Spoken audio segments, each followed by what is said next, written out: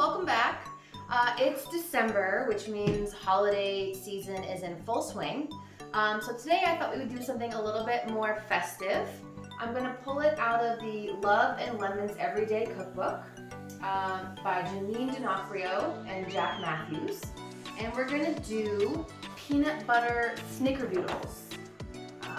So I'm excited for this because I actually really like snickerdoodles a lot. So I'm interested to see how these turn out.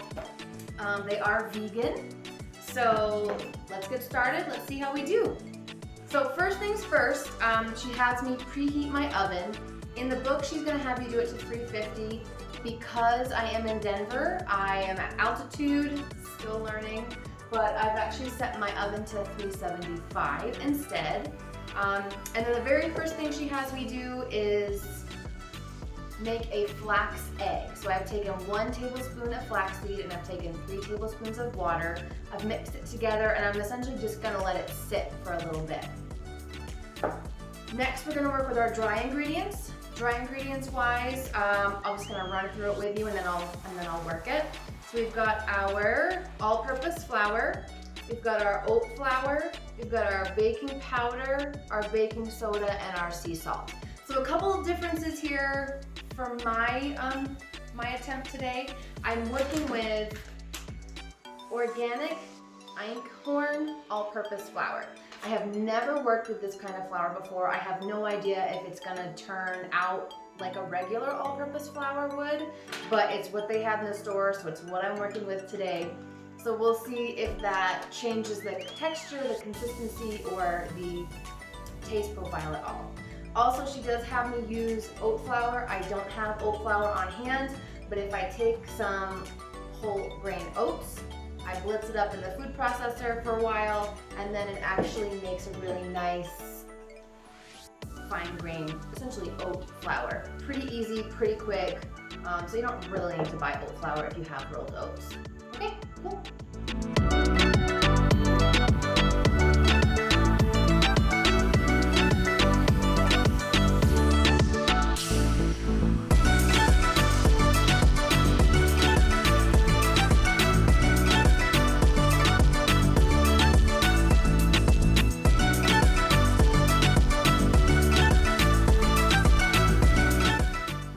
To the wet ingredients. So I've got a smaller bowl here. Basically in this bowl I'm going to combine the maple syrup, the peanut butter, the vanilla extract, and then that flax egg that we made earlier. And then she does call for actual coconut oil. I do tend to actually use MCT oil instead for, again, anything that I'm going to bake. I feel like consistency and mixture wise, plus added health benefits, I just personally prefer using MCT oil. So I'm gonna mix all that together and then we're gonna end up putting the wet ingredients into the dry ingredients.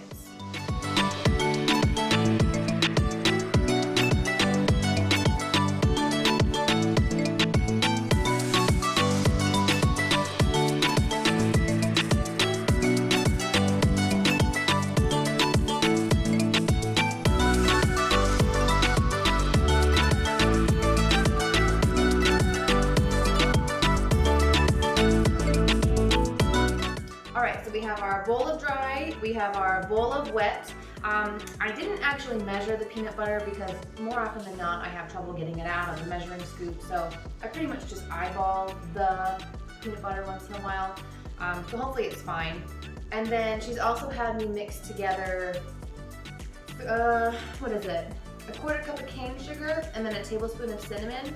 What's gonna happen is we're gonna pour the wet into the dry, and then that's gonna make our dough, obviously. And then we're gonna scoop some balls out and roll them into the sugar cinnamon mixture. And that's gonna kind of create the signature snickerdoodle cookie.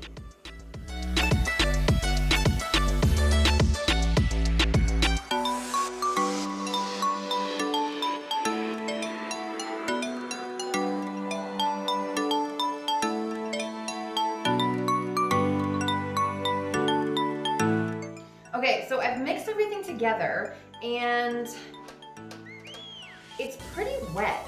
So and that could be because I chose to use MCT oil instead of coconut oil, because coconut oil itself will have a little bit of a solidifying effect, but in previous recipes that hasn't been an issue for me.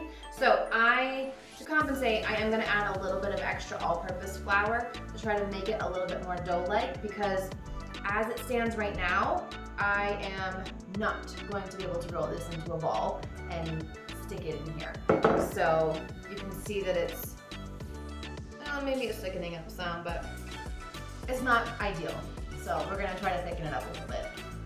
If you get into a position where your dough is not the consistency you want and it needs to be thicker, always start with smaller amounts of flour at a time, because you can always add more if you need to, but it's really difficult to then take it away or then have to add more water because now it's too thick. So always take your time when you're trying to rebalance out the consistency of the dough, and just smaller and more frequent adjustments are always better. So I've taken about a half, I've done about an eighth, I think, of a cup of extra flour right now.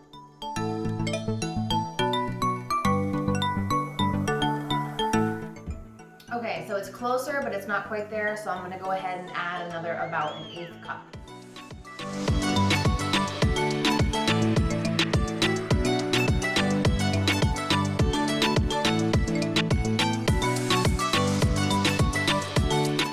Not quite there. We're very, very close. I'm doing about another eighth cup.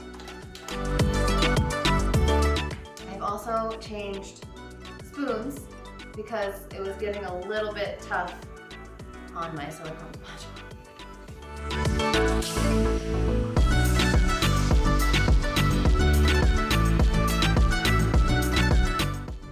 Okay, I think we did it. I think it's in a place. I did a little test. I can pick it up with my fingers and I can roll it now into a ball without it being too wet. So this should work.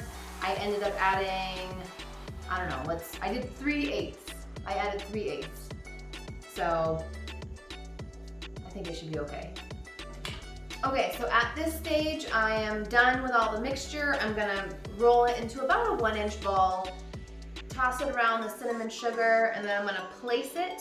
I am using my baking sheet with my silicone baking mat for easier cleanup.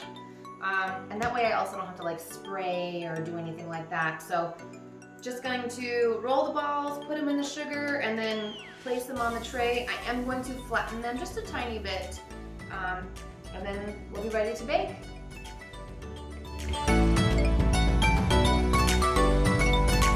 You want them pretty coated, so there's no dough. You want them pretty much completely covered.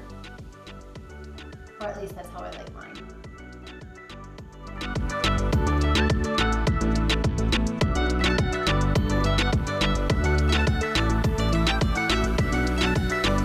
All right, so I've rolled the balls out. I've rolled them in the sugar cinnamon spread. I've placed them on the sheet, and I obviously have a little bit more to make, but we're just gonna do this for now.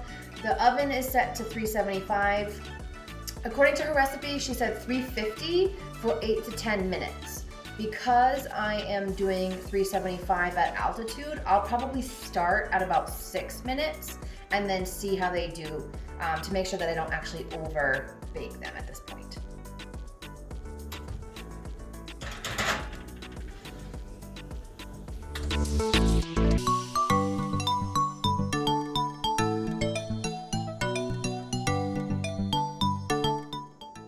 Alright, so the cookies are out. I am still learning how to bake at altitude, so like I said before, the recipe says bake at 350 for 8 to 10 minutes. I did it at 375 because at altitude you're told to bring it up a little bit. I ended up baking them for about 12-ish minutes, and it took me a couple times of kind of pulling them out and testing them before I felt like they were done enough. Now that they've kind of sat and cooled, they are harder to the touch, so I actually feel like the 12-minute mark was good for this bake. So let's see how we did. Okay, that's actually a pretty good break right there.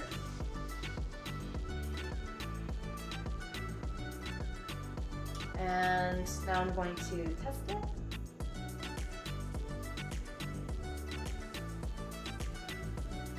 Okay, it has a really great crunch on the outside. Obviously due to the roll in sugar and cinnamon. The peanut butter flavor adds an interesting element to this snickerdoodle. I know that she uses it in this recipe to make it vegan. Obviously a normal snickerdoodle recipe would use butter. So I thought the peanut butter element instead was very creative. I don't know that I love it in a snickerdoodle. It's definitely good, it's definitely tasty, and if you really like peanut butter, I think this is a really great vegan way to do a snickerdoodle. I think I do prefer the traditional snickerdoodle just a little bit more. Yeah, but the crunch is good. I did finally get the bake in a good place. Her recipe yields about 24 to 30, about 24 to 30 cookies. I ended up making mine a little bit bigger, so I only got about 21, but I think they'll freeze really well, and yeah, they're tasty, good little crunch to them. Hope you enjoy. See ya.